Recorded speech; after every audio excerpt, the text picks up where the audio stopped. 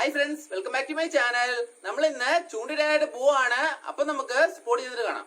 മച്ചാമാരെ 150 അടി താഴ്ചയുള്ള ഒരാറ്റം പാറമടയിലാണ് ഇന്ന് നമ്മുടെ ചൂണ്ടപ്പുലികൾ അംഗം വെട്ടാനായി എത്തിയിരിക്കുന്നത്. 10-15 കിലോ വലുപ്പം വരുന്ന കൂറ്റൻ കട്ട്ലകള്, rohu, grass carp, gift tilapia എന്ന് വേണ്ട കൂരിവാള വരെ ഈ പാറമടയിലുണ്ട്. നല്ല ആഴക്കൂടുതൽ ഉള്ളത് കൊണ്ട് തന്നെ പല നമ്പറുകൾ പയറ്റിയിട്ടും ആർക്കും ഈ പാറമടയിൽ നിന്നും കൊമ്പന്മാരെ അടിച്ചു കയറ്റാനായിട്ട് സാധിച്ചിട്ടില്ല.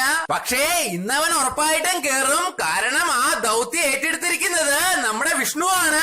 8 കൂട്ട ഐറ്റംസ് ചേർത്ത പാറമട ഫിഷിങ്ങിന് മാത്രമായിട്ട് ഉപയോഗിക്കുന്ന ഒരു തീപ്പൊരി തീറ്റയാണ് വിഷ്ണു പ്രിപ്പയർ ചെയ്തുകൊണ്ടിരിക്കുന്നത്. ഇന്ന് ഏറ്റെടുത്തിരിക്കുന്ന ദൗത്യം പൂർത്തിയാക്കാനായിട്ട് നമ്മുടെ വിഷ്ണുവിന്റെ കൂടെ കട്ടയ്ക്ക് പാറമട ഫിഷിങ്ങിൽ എക്സ്പേർട്ട് ആയിട്ടുള്ള നമ്മുടെ ലാജിച്ചേട്ടനും ഉണ്ട്. ലാജിച്ചേട്ടൻ കാസ്റ്റ് ചെയ്ത സമയത്ത് തന്നെ മീന്റെ ആക്ടിവിറ്റിയും കണ്ടു. എന്തായാലും അവന്മാർ ഇതിലൂടെ കറങ്ങി നടക്കുന്നുണ്ട്. കട്ട്ലനെയും രോഹുവിനെയും ടാർഗറ്റ് ചെയ്യാനായിട്ട് കൂടുതലും പാറമടയില് ഫ്ലോട്ട് ഇട്ട് തന്നെയാണ് ചൂണ്ടകൾ എറിയാറ്. മീൻ ചൂണ്ടയിൽ കുടുങ്ങിക്കഴിയുമ്പോൾ നമ്മൾ ഫ്ലോട്ട് ആയിട്ട് ഇട്ടിരിക്കുന്ന കുപ്പി അവനടിച്ച് താത്തിക്കളയും. കുപ്പി താഴുന്നത് കണ്ടു കഴിഞ്ഞാൽ പറന്നു ചെന്ന് റോഡെടുത്ത് ഹുക്കപ്പ് കൊടുത്തോളാം. ഹുക്കപ്പിന്റെ ടൈമിങ്ങിലാണ് ഈ ഫിഷിംഗ് മെത്തേഡിന്റെ വിജയിരിക്കുന്നത്. പാറമടയിൽ നിന്നും മല്ലന്മാരെ അടിച്ചു കയറ്റാനായിട്ട് ഓപ്പൺ ഹുക്കും ചൂണ്ടക്കാർ ഉപയോഗിക്കുന്നുണ്ടെങ്കിലും നീരാളിയിൽ തന്നെയാണ് ഏറ്റവും കൂടുതൽ റിസൾട്ട്. കട്ട്ലയുടെയൊക്കെ വായ വലുതായതുകൊണ്ട് അവൻ ഫീഡറിൽ വന്ന് കമ്മുമ്പോ തന്നെ നീരാളിയുടെ ഒന്നിൽ കൂടുതൽ ഹുക്കുകള് അവന്റെ വായിൽ തറഞ്ഞു കയറാനുള്ള ചാൻസ് കൂടുതലാണ്. മെയിനായിട്ടും കട്ട്ലയും രോഹുവും ഒറ്റയും തെറ്റയായിട്ടല്ല പാറമടയിലൂടെ നടക്കുന്നത്. 20-25 പേരടങ്ങുന്ന പല പല ഗ്രൂപ്പുകളായിട്ട് കട്ട്ലയും രോഹുവും പിരിഞ്ഞിട്ടുണ്ട്. പാറമടയുടെ മുകളിൽ കയറി നിന്ന് നോക്കുകയാണെങ്കിൽ ഇവര് ഗ്രൂപ്പുകളായിട്ട് സഞ്ചരിക്കുന്നത് നമുക്ക് വ്യക്തമായിട്ട് തന്നെ കാണാനായിട്ട് പറ്റും. ചൂണ്ടകളെല്ലാം എറിഞ്ഞിട്ടിട്ട് എല്ലാരും മീനടിക്കാനുള്ള കട്ട വെയിറ്റിംഗിലാണ്. അതേ സമയത്ത് തന്നെ നമുക്ക് വെല്ലുവിളി സൃഷ്ടിച്ചുകൊണ്ട് പെരുമഴയും അങ്ങ് എത്തിയിരിക്കുകയാണ്. മഴയത്ത് മീനടിക്കില്ല എന്നാണ് കൂടുതൽ ആളുകളും വിചാരിച്ചു വെച്ചിരിക്കുന്നത്. എന്നാൽ പാറമടയിൽ അങ്ങനെയല്ല കാര്യങ്ങൾ. ഇങ്ങനെ മഴയുടെ സമയത്ത് കൂട്ടമായിട്ട് നടക്കുന്ന മീനുകൾ ഒന്ന് ചിതറും. ആ സമയത്ത് ഇവർ വന്ന് ബെയ്റ്റ് എടുക്കാനുള്ള ചാൻസ് വളരെ കൂടുതലാണ്. പാറമടയിൽ ഉണ്ടാവുന്ന ഓരോ ചെറിയ ചലനം പോലും സൂക്ഷ്മമായിട്ട് നിരീക്ഷിച്ചുകൊണ്ടാണ് ലാജിച്ചേട്ടനും വിഷ്ണുവും നിന്നോണ്ടിരുന്നത്. മച്ചന്മാരെ എല്ലാം പെട്ടെന്നായിരുന്നു. ഒരു കട്ട്ല നമ്മുടെ ബെയ്റ്റിന്റെ അടുത്ത് എത്തിയിട്ടുണ്ട്. അവൻ ബെയ്റ്റ് എടുക്കുന്ന സുവർണ നിമിഷം നോക്കി നിൽക്കുകയായിരുന്നു വിഷ്ണു. കുപ്പി അവൻ അടിച്ച് താത്തിയതും വിഷ്ണു സ്റ്റിക്കെടുത്ത് തീപാറും ഒരു ഹുക്കപ്പ് അങ്ങോട്ട് കൊടുത്തു. അവൻ വിഷ്ണുവിന്റെ നീരാളിപ്പിടുത്തത്തിൽ അമർന്നു കഴിഞ്ഞു. ഇനി അവനെ സേഫ് ആയിട്ട് കരയിലെത്തിക്കണം. വലിയ മീനാണ്, അതുകൊണ്ട് തന്ത്രപരമായി മാത്രമേ അവനെ കരയിലേക്ക് അടുപ്പിക്കാനായിട്ട് സാധിക്കുകയുള്ളൂ. നമ്മള് ഡ്രാഗ് ഫുൾ ടൈറ്റ് ചെയ്ത് വലിയ മസിൽ പിടിക്കാനായിട്ട് നിന്നിട്ടുണ്ടെങ്കിൽ ഉറപ്പായിട്ട് അവൻ ഹുക്ക് വളച്ചു കളയും. അവൻ അങ്ങോട്ട് പിടിച്ച് കുത്തുമ്പോൾ സ്റ്റിക്ക് പതുക്കെ താത്തി അവന്റെ വഴിക്ക് വിട്ടുകൊടുത്തോളാം. മസിൽ പിടുത്തം കഴിഞ്ഞ് അവനൊന്ന് ശാന്തനായിട്ട് നിൽക്കും. അപ്പോ പതുക്കെ റീൽ ചെയ്ത് അടുപ്പിക്കണം. എന്തായാലും വിഷ്ണുവിന്റെ ഐഡിയ വിജയത്തിൽ എത്തിയിരിക്കുകയാണ്. അവൻ നമ്മുടെ തൊട്ടടുത്ത് എത്തിക്കഴിഞ്ഞു. പക്ഷേ അടുത്തെത്തിന്ന് പറഞ്ഞിട്ട് ഒരു കാര്യവുമില്ല.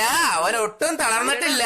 ചൂണ്ട കുത്തി കുത്തി താഴേക്ക് പോകാനുള്ള ശ്രമത്തിലാണ് ആശാൻ. എന്തൊക്കെയാണെങ്കിലും സംഭവം കൈവിട്ടു പോകുന്ന ലക്ഷണമാണ്.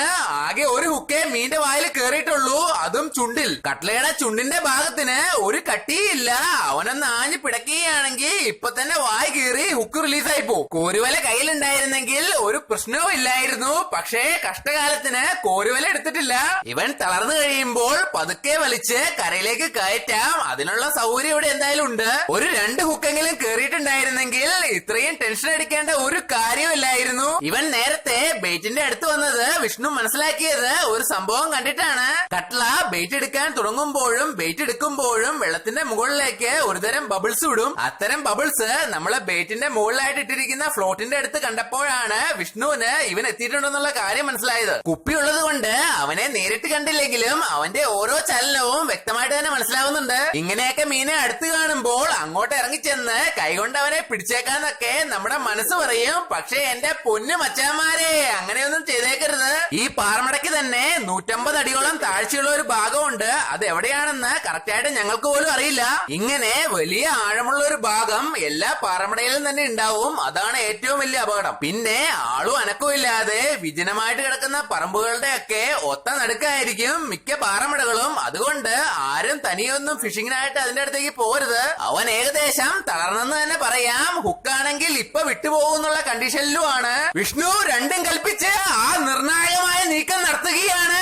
ഒന്നും പറയാനില്ല, ഞങ്ങളെല്ലാരും ശ്വാസം അടക്കി പിടിച്ചുകൊണ്ടാണ് നിൽക്കുന്നത്. മച്ചാമാരെ ഓപ്പറേഷൻ സക്സസ്. അങ്ങനെ നമ്മുടെ കൊമ്പൻ കരയിൽ. കുക്ക് നിൽക്കുന്ന കണ്ടീഷൻ കണ്ടോ? ഇവനെ കിട്ടിയത് നമ്മുടെ വിഷ്ണുവിന്റെ അവസരോചിതമായ നീക്കങ്ങൾ കൊണ്ട് മാത്രമാണ്. പാറമടയിലെ കഠിന ജലത്തിൽ കിടക്കുന്നത് കൊണ്ട് നല്ല കട്ട കറുപ്പ് നിറം കേറി വരേണ്ടതാണ് ഇവന്. പക്ഷെ ഇവന് അങ്ങനെ വന്നിട്ടില്ല. ആര് കണ്ടാലും ഒറ്റ നോട്ടത്തിൽ ഇവൻ പുഴക്കട്ടിലാണെന്നേ പറയൂ. കയ്യിൽ നിന്ന് പോയെന്ന് ഉറപ്പിച്ച ഈ മുതലിനെ വളരെ ക്ഷമയോടുകൂടി അടിച്ചു കയറ്റിയ നമ്മുടെ വിഷ്ണുവിനെ നമ്മൾ എത്ര സപ്പോർട്ട് ചെയ്താലും മതിയാവില്ല. വിഷ്ണുസ് ഫിഷിംഗ് എന്നാണ് നമ്മുടെ ഈ പുലിക്കുട്ടിയുടെ ചാനലിന്റെ പേര്. ചൂണ്ട കൊണ്ടുള്ള ഇദ്ദേഹത്തിന്റെ കൂടുതൽ മിന്നും പ്രകടനങ്ങൾ വിഷ്ണുവിന്റെ സ്വന്തം ചാനലായ വിഷ്ണുസ് ഫിഷിംഗിൽ നമുക്ക് കാണാം. ഈ പാറമടയിൽ നിന്ന് പിടിക്കുന്ന മീനുകളെയെല്ലാം വൈകിട്ട് നമ്മൾ വീട്ടിലേക്ക് പോകുന്നവരെ മാക്സിമം ജീവനോടെ തന്നെ ഇവിടെ തന്നെ സൂക്ഷിക്കണം. മീനെ ഇതുപോലെ കൊല്ലിയിലിട്ട് പാറമടയിലെ തന്നെ വെള്ളത്തിൽ ഇട്ട് വെക്കുന്നതാണ് ഏറ്റവും സേഫ്. കട്ട്ലയെ അടിച്ചു കയറ്റി ഉടൻ തന്നെ വിഷ്ണു ഗ്രാസ് കാർപ്പിനുള്ള പണി തുടങ്ങിയിരിക്കുകയാണ്. കുപ്പി ഫ്ലോട്ട് ആയിട്ട് ഇടാതെയാണ് വിഷ്ണു ഈ സ്പൈഡർ എറിയുന്നത്. ഗ്രാസ് കാർപ്പുകള് ബോട്ടം ഫീഡേഴ്സ് ആണ്. അവര് നമ്മുടെ ബെയ്റ്റ് മുകളിലായിട്ട് പൊങ്ങി നിന്നിട്ടുണ്ടെങ്കിൽ അത് വന്ന് എടുക്കാനുള്ള ചാൻസ് വളരെ കുറവായിരിക്കും. പാറമട ആയതുകൊണ്ട് തന്നെ നമ്മുടെ ഫീഡർ താഴെ കൊടുക്കുന്നത് അല്പം റിസ്ക് ഉള്ള പരിപാടിയാണ്. ഉടക്കുണ്ടെങ്കിൽ സ്പൈഡർ കുടുങ്ങുന്നുള്ള കാര്യം ഉറപ്പാണ്. രുചിയുള്ള ഗ്രാസ് കാർപ്പിനെ അടിച്ചിടണമെങ്കിൽ അല്പം റിസ്ക് എടുക്കണമെന്നുള്ള കാര്യം ലജു ചേട്ടനും അറിയാം. അതുകൊണ്ട് ലജു ചേട്ടനും ആ പാത തന്നെ പിന്തുടരുകയാണ്. പക്ഷേ ചെറിയൊരു വ്യത്യാസമുണ്ട്. ലജു ചേട്ടൻ നീരാളിക്ക് പകരം മുന്തിരിക്കുലയാണ് ഇറക്കിയിരിക്കുന്നത്. ഓപ്പൺ ഹുക്കില് ബേറ്റ് ഉണ്ടയാക്കി ഇട്ടിട്ടുണ്ടെങ്കിൽ അത് ഗ്രാസ് കാർപ്പിന് നല്ല റിസൾട്ട് ആണ്. മഴയൊക്കെ മാറി വെള്ളം നല്ല സെറ്റ് ആയിട്ടാണ് കിടക്കുന്നത്. ഇപ്പൊ ഒരു അടി പൊട്ടാൻ നല്ല ചാൻസ് ഉണ്ട്. മച്ചാമാരെ പ്രതീക്ഷിച്ച പോലെ തന്നെ ലജിച്ചേട്ടന്റെ മുന്തിരിക്കൊലയിൽ അടി പൊട്ടി. പക്ഷേ ഗ്രാസ് കാർപ്പ് അല്ലാന്ന് മാത്രം ഒരാറ്റ കട്ട്ലയാണ് അടിച്ചിരിക്കുന്നത്. ഇതാണ് വിൽസൺ ചേട്ടൻ. വിൽസൺ ചേട്ടന്റെ പാറമടയാണിത്. ഇദ്ദേഹമാണ് നമുക്കിവിടെ ചൂണ്ടയിടാനായിട്ടുള്ള എല്ലാ സൗകര്യങ്ങളും ഒരുക്കി തന്നിരിക്കുന്നത്. ഇത് നമ്മള് നേരത്തെ പിടിച്ച കട്ട്ല പോലെയല്ല. ഇവന് കുറച്ച് ബ്ലാക്ക് കളർ കൂടി വന്നിട്ടുണ്ട്. മീനടി മുറുകിയതോടുകൂടി നമ്മുടെ ചൂണ്ടക്കാരുടെ ആവേശവും അതിനൊപ്പം തന്നെ കൂടിയിരിക്കുകയാണ്.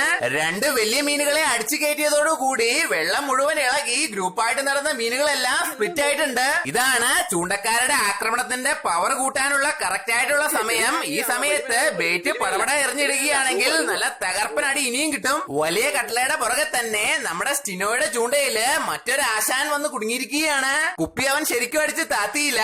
അപ്പൊ തന്നെ ഞങ്ങൾക്ക് മനസ്സിലായിരുന്നു കട്ട്ലയെല്ലാം അടിച്ചിരിക്കുന്നത് ഒരു രോഹുക്കുട്ടനാണ്. മച്ചാമാരെ ഈ കഴിഞ്ഞ ദിവസം ചേറാൻ വരാൽ വേട്ടയ്ക്കായിട്ട് ഞങ്ങൾ ഒരു വലിയ തോട്ടിൽ പോയിരുന്നു. അവിടെ വെച്ച് ആമ്പലുകളുടെ ഇലയുടെ മുകളിലൂടെ വിഷ്ണു ഫ്രോഗ് വലിച്ചത് മാത്രമേ ഓർമ്മയുള്ളൂ. ഒരു പട സാധനം കയറി അടിച്ചു. ആ തീപാറും ചെറുമീൻ പിടുത്ത വീഡിയോയുടെ ലിങ്ക് ഡിസ്ക്രിപ്ഷനിൽ കൊടുത്തിട്ടുണ്ട്. അപ്പോ മീൻപിടുത്തം ഇഷ്ടപ്പെടുന്ന ആരും നമ്മുടെ ചാനല് സബ്സ്ക്രൈബ് ചെയ്യാൻ മറക്കല്ലേ. അടുത്ത ദിവസം മറ്റൊരു തീപാറും വീഡിയോ ആയിട്ട് വരാം. അതുവരെ ബൈ.